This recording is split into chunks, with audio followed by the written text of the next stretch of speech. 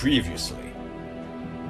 Je vous ai annoncé que des changements profonds sont en cours dans l'éducation nationale. Le SNALC essaie dans chacun des GT du dialogue social, durant les ateliers du Grenelle, de défendre les intérêts des personnels. Et parfois cela passe par un bon coup de poing sur la table ou une porte qui claque.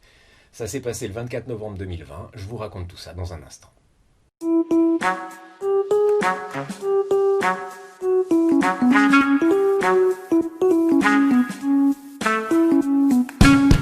Bonjour à toutes et à tous et bienvenue sur la chaîne YouTube du SNALC. L'histoire que je vous raconte aujourd'hui commence en réalité le 6 novembre 2020, lors de la première réunion du groupe de travail sur la refonte de la relation parent-enseignant. Ce jour-là, le secrétaire national à la pédagogie du SNALC, c'est moi, et le secrétaire national au premier degré du SNALC sont parvenus à mettre les vrais sujets sur la table. Quel sujet, me direz-vous? Eh bien, c'est assez simple en fait. Il y a bien une relation entre les parents et les enseignants, et quand elle est bonne, elle peut permettre de faire progresser les élèves. Mais pour qu'elle soit bonne, il faut d'abord que chacun connaisse sa place et y reste. L'enseignant enseigne et est maître dans sa classe. Le parent éduque et est maître chez lui. Le parent aide son enfant dans la mesure de ses moyens et apporte des informations à l'enseignant pour que son enfant puisse profiter au mieux des enseignements. L'enseignant peut conseiller le parent s'il remarque des choses qui nuisent à l'apprentissage dans le mode de vie de l'élève. Bien sûr, si l'une des deux parties remarque un danger pour l'enfant ou pour l'élève, elle le signale à l'autre pour la sécurité ou la santé du jeune. Une fois ces principes posés, il est inutile et voire dangereux d'aller au-delà. Pourquoi? Parce que la relation entre les parents et les enseignants n'est pas symétrique.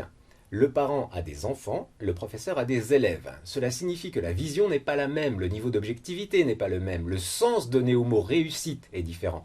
Le parent aime son enfant, a des aspirations pour lui, voire peut projeter des ambitions sur ce dernier. Le professeur a un devoir d'objectivité et doit mener chaque élève au plus haut de ses possibilités.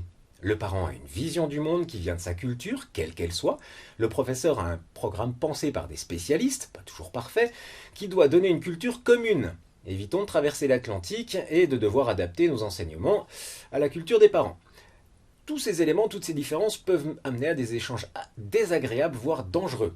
Clairement, de plus en plus de collègues nous remontent des problèmes, des ingérences de la part des parents dans des domaines pour lesquels ils n'ont aucune qualification, aucune expertise.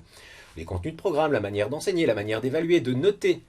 C'est d'ailleurs l'une des raisons pour lesquelles nous serons toujours opposés au contrôle continu.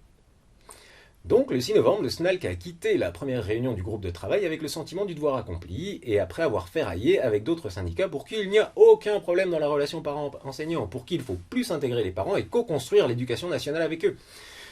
Nous avons même réussi à faire que certains collègues concèdent que tout n'était pas parfait. Ouf! Et patatras, le 24 novembre, la deuxième réunion du GT s'ouvre sur un relevé de conclusion, et dans ce relevé, aucune des mises en garde du SNALC n'apparaît. Rien, tout va bien. Il faut plus de parents, mieux les accueillir et mieux former les enseignants à cette relation. Là, calmement, nous avons demandé au ministère d'intégrer nos remarques qui avaient tout de même pas mal aidé à la réflexion du groupe de travail. L'administration fut gênée aux entournures. Oui, en effet, on allait voir ce que l'on pouvait faire. Et là, une représentante d'un syndicat bien connu du premier degré nous est rentrée dedans, citant des études, visiblement elle aime beaucoup Mérieux, et disant qu'il fallait avancer et que la relation parent-enseignant ne pose plus question depuis des années. Tout le monde sait que les parents doivent être intégrés à l'école, sinon on ne peut pas faire réussir les élèves. Elle fut suivie par les autres syndicats. Là, face à une telle unanimité, vous avez deux solutions. 1. Vous laissez tomber et acceptez de participer aux échanges selon les termes posés par ces organisations. Donc vous essayez de voir comment mieux accueillir les parents et renforcer les liens. 2. Vous retournez la table, poussez un coup de gueule et refusez de participer à un simulacre de débat qui va, excuse my French, mettre des collègues dans la merde et les confronter à de plus en plus d'exigences et d'ingérences de la part de certains parents. Donc le SNALC s'est fâché et a dit ce qu'il pensait de cette manière de débattre et il a quitté le GT. Depuis, nous défendons vos intérêts dans d'autres GT qui posent le même genre de questions, comme celui sur les fameux collectifs de travail dont nous reparlerons. Alors, juste pour conclure sur ce point, je ne vais pas vous citer des études qui montrent que les parents peuvent avoir une attitude de consommateur, je vais juste vous montrer un tableau qui ne vient même pas du SNALC, mais de l'ADEP, l'organisme statistique de l'éducation nationale. C'est juste histoire de montrer à certains représentants des enseignants, pour qu'il n'y ait aucun problème avec les parents, que le SNALC ne raconte pas n'importe quoi. Allez, à la prochaine.